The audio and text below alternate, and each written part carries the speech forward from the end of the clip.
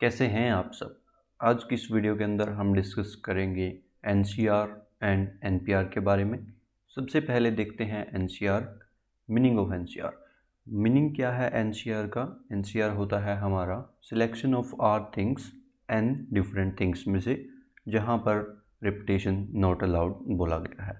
Okay, यहाँ पर NCR के अंदर हम एक बात ध्यान रखेंगे और वो क्या है? वो है कि एन जो है वो है हमारा नेचुरल नंबर और आर जो है वो है हमारा होल नंबर, और इसी के साथ जो एन है हमारा वो ग्रेटर देन इक्वल टू होगा आर के। इसके बाद हम डिस्कस करेंगे एनसीआर की कुछ प्रॉपर्टीज़, जिसमें से पहली है first, NCR is equals to NC n minus r. Okay, इसके बाद सेकंड प्रॉपर्टी है हमारी n c x is equals to n c Y.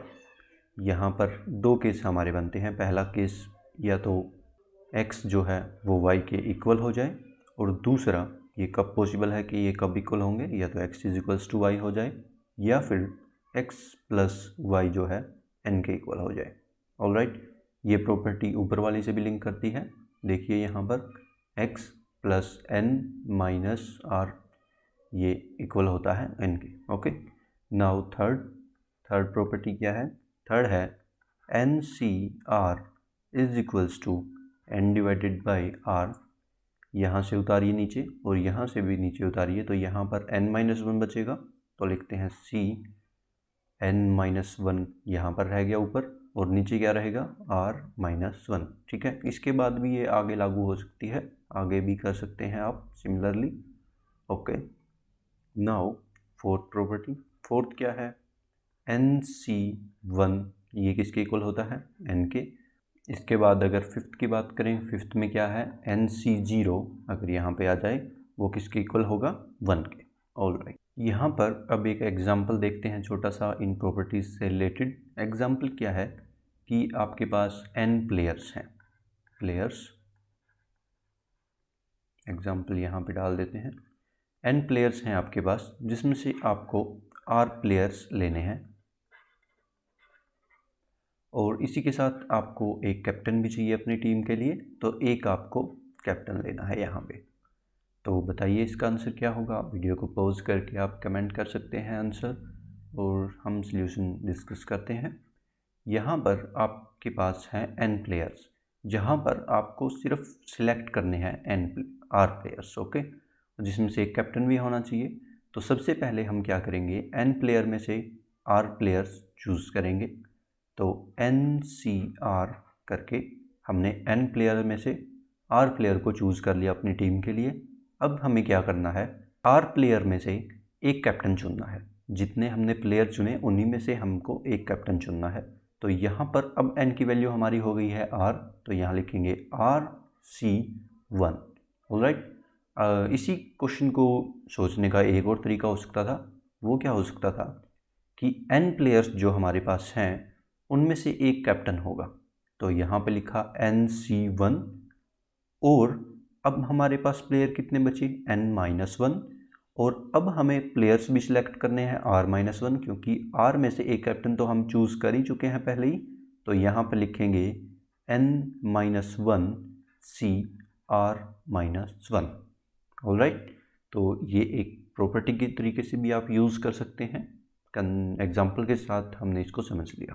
इसके बाद देखिए, जो हमने थर्ड प्रॉपर्टी डिस्कस करी वो थी n C r is equals to n divided by r into n minus one C r minus one.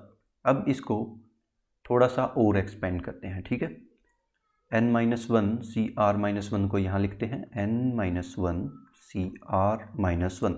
ये किसके इक्वल होगा? ये हमारा इक्वल होगा n minus one upon r minus one into n minus two C r minus two. Okay, अब इसको फिर से एक्सपेंड करते हैं आगे।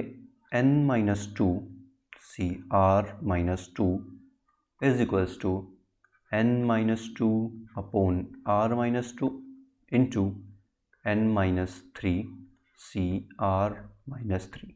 अब ये ऐसे ही चलता जाएगा हमारा, ठीक है। और लास्ट एक और देखते हैं कुछ बीच में, वो होगा हमारा, अगर आर टर्म के लिए मैं निकालूं तो n minus r plus one. अब आर प्लस वन क्यों रखा, जब हमारी फर्स्ट टर्म थी वहाँ पे 0 था, सेकंड में रखा 1, यानी कि थर्ड के लिए हमारा आ रहा है -3 प्लस 1, सेकंड के लिए हमारा आ रहा है -2 प्लस 1, जैसे कि आपको यहाँ दिख रहा है और यहाँ पे दिख रहा है। तो आर के लिए क्या होगा, आर के लिए जब निकालेंगे तो होगा हमारा -r प्लस 1, ठीक है। तो यहाँ पे लिख दिया देखिए, और इसको लिखेंगे C1 is equals to n minus r plus 1 divided by 1, और यहाँ पे बचेगा n माइनस आर C0, ठीक है। ऑलराइट, अब जितनी भी ये हमारी टर्म्स बनी हैं ये, तो इनको करते हैं हम मल्टीप्लाई। यहाँ पे देखिए, जब हम मल्टीप्लाई करेंगे लेफ़्ट हैंड साइड को लेफ़्ट हैंड साइड से और राइट हैंड साइड को राइट हैंड साइड से, तो ये हमारा टर्म जो है इससे कटेगा, और ये टर्म है जो हमारा इससे कटेगा, और ऐसे ऐसे कटते जाएंगे, ये यहाँ पर ऐसे कुछ ऐसे, ठीक है। और ये वाला टर्म हमारा कटेगा, तो बचेंगे हमारे क्या क्या, एक तो ये टर्म हमारा बचेगा फर्स्ट वाला, लास्ट वाला बचेगा ये, और इसके साथ जितने भी हमने ये लिखे हैं यहाँ पर n divided by r, n minus 1 divided by r minus 1, ये हमारे बचेंगे। तो इनको लिखते हैं साइड में। तो आया हमारा NCR, ये था हमारा लेफ्ट हैंड साइड पे, यही बचा हमारा NCR, और राइट हैंड साइड पे हमारा बचा n into n minus 1 into n minus 2 करते करते n minus r plus 1 divided by बचा हमारा r into r minus 1 into r minus 2 up to 1। अब इस टर्म को अगर आप ध्यान से देखें तो ये r से स्टार्ट हो रही है, 1 तक गई, तो ये हमारा बन गया r फैक्टोरियल, जैसा कि फैक्टोरियल के बारे में हमने पिछली वीडियो में डिस्कस किया था। और यहाँ पर n को भी हमें फैक्टोरियल में चेंज करना है, लेकिन ये जो टर्म है ऊपर वाली, ये फर्स्ट पे जाके ख़त्म नहीं हो रही, तो इसको फर्स्ट पे ख़त्म करने के लिए हम क्या करेंगे, यहाँ पर n माइनस आर फैक्टोरियल से मल्टीप्लाई और डिवाइड कर देंगे। यहाँ पे लिखा n माइनस आर फैक्टोरियल ऊपर और नीचे।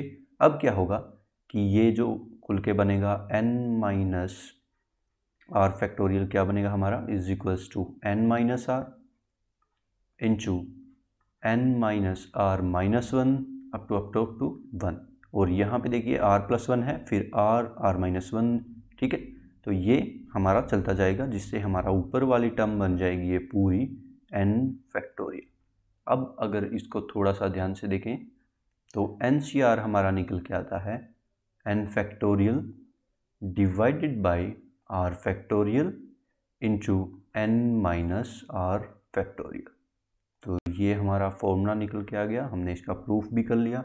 सिंपल है बिल्कुल, n ऐसे कैसे, n फैक्टोरियल डिवाइडेड बाय एक बार r फैक्टोरियल आएगा, और n माइनस r यहाँ पे n माइनस r फैक्टोरियल आएगा एक बार नीचे। तो बिल्कुल सिंपल सा फॉर्मूला है, याद रखना पड़ेगा हमें। वैसे याद हो जाएगा आपको जैसे जैसे हम इस चैप्टर में आगे बढ़ेंगे, पूरा काम हमारा इसी पे बेस है, तो डेफिनेटली आपको याद हो जाएगा। इसके बाद हम डिस्कस करते हैं सिक्स्थ प्रॉपर्टी, और वो है हमारी NCR plus NCR minus 1 is equals to n plus 1 CR। ये प्रॉपर्टी हमारी बहुत ज़्यादा यूज़ में आने वाली है इस चैप्टर में, तो इसको ज़रूर आप याद रखिएगा। इससे ही हमारे बहुत सारे जो सीरीज़ के क्वेश्चन हैं वो सॉल्व होने वाले हैं।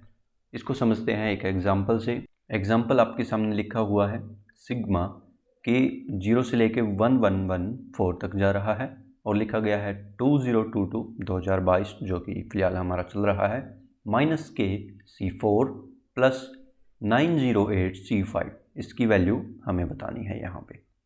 ओके, तो इसको कैसे सॉल्व करेंगे, बिल्कुल सिंपल है। सबसे पहले इस समेशन को खोलते हैं।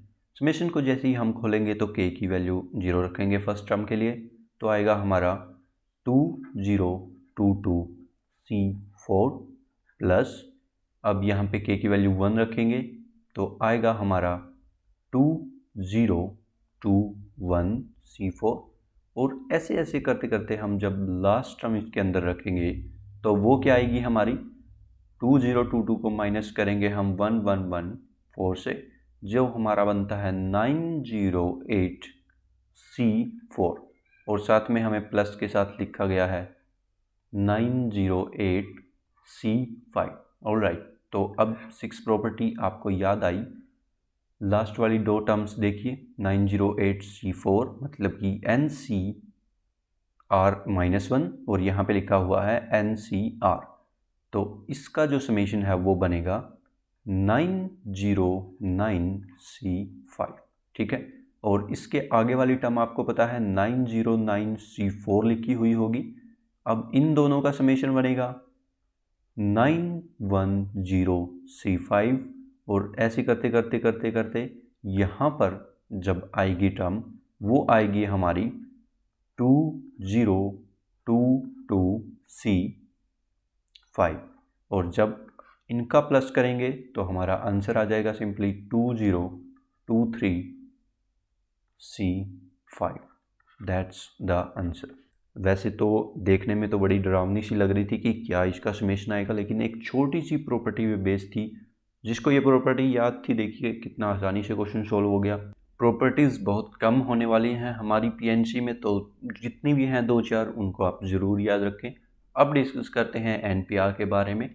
एनपीआर क्या है? Arrangement of r things out of n different things when repetition is not allowed.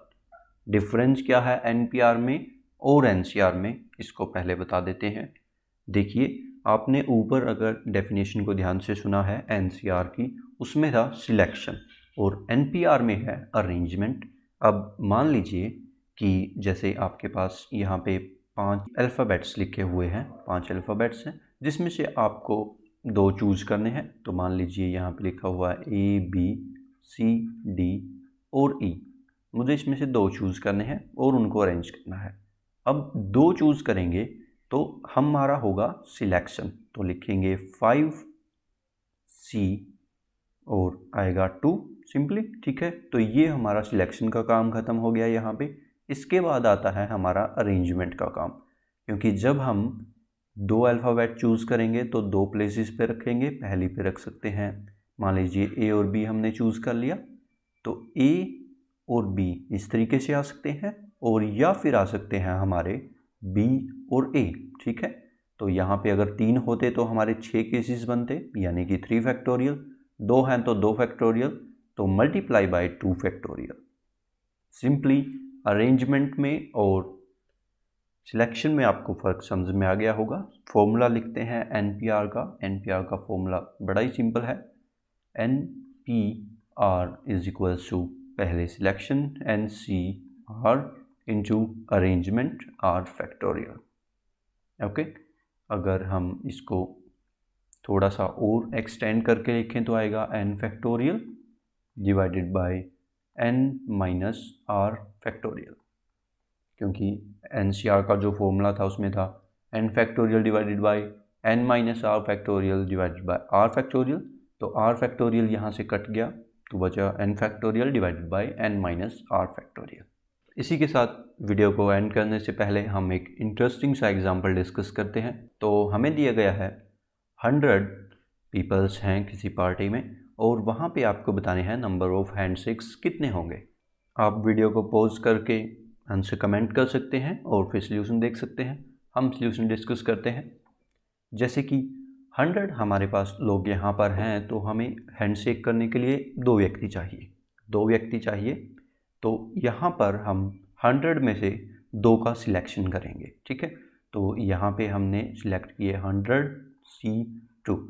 अब यहाँ पे हम अरेंजमेंट नहीं कर सकते इनका, क्योंकि अरेंजमेंट क्यों नहीं कर सकते? जब A व्यक्ति जो हमने चूज़ किया B से हैंडशेक करेगा और B वाला जो व्यक्ति है A से हैंडशेक करेगा, ये यहाँ पर दोनों इक्वल हैं, तो यहाँ पे अरेंजमेंट का कोई मतलब नहीं बनता। तो यहाँ पे मल्टीप्लाई बाय 2 फैक्टोरियल अगर आप कर देंगे तो ये गलत होगा। तो हमारा सिंपली आंसर आएगा 100C2 is equals to 100 factorial divided by 2 factorial और यहाँ पे लिखेंगे 100 माइनस 2 98 फैक्टोरियल। अब आप ध्यान से देखें अगर, तो हमें ये 98 लिखने की ज़रूरत नहीं थी यहाँ पे, ठीक है। तो देखते हैं इसको थोड़ा सा सिंप्लीफाई करके, आगे से आप नहीं करेंगे, मैं यहाँ पे समझा देता हूँ। यहाँ पे लिखते हैं 100 multiply by 99 multiply by 98 factorial divided by 2 factorial into 98 factorial. तो यहाँ पे 98 फैक्टोरियल कैंसिल आउट हो गया। अब आगे से अगर आपको लिख के दिया हुआ है 50C2, तो उसको आप डायरेक्ट लिखेंगे 50 इंटू 49 डिवाइडेड बाई 2। ओके, तो ये बीच में और ये सब करने की ज़रूरत नहीं है, हम डायरेक्ट लिखेंगे 50 इंटू 49 डिवाइडेड बाई 2। आप 2 से डिवाइड भी कर सकते हैं डायरेक्टली, ये आप पे ऊपर डिपेंड है आप कितना फास्ट करते हैं। ओके, इसका आंसर निकालते हैं, आंसर है 4950। ऑलराइट, तो बिल्कुल सिंपल सा एग्जांपल था। और भी नंबर के आप लिए आप ट्राई कर सकते हैं, 50 लीजिए, 30 लीजिए, नंबर ऑफ हैंड्स एक निकालिए। ठीक है दोस्तों, इस वीडियो के लिए इतना ही। अगर आपको वीडियो पसंद आई है तो लाइक करिए, शेयर करिए, कमेंट करिए अगर आपका कोई भी सुझाव है, किसी भी टाइप के क्वेश्चन आपको चाहिए। और अगर आपने चैनल को सब्सक्राइब नहीं किया है, जल्दी से करें, क्योंकि तभी आपको ये वीडियोस रेगुलरली मिलती रहेंगी। मिलते हैं अगली वीडियो में।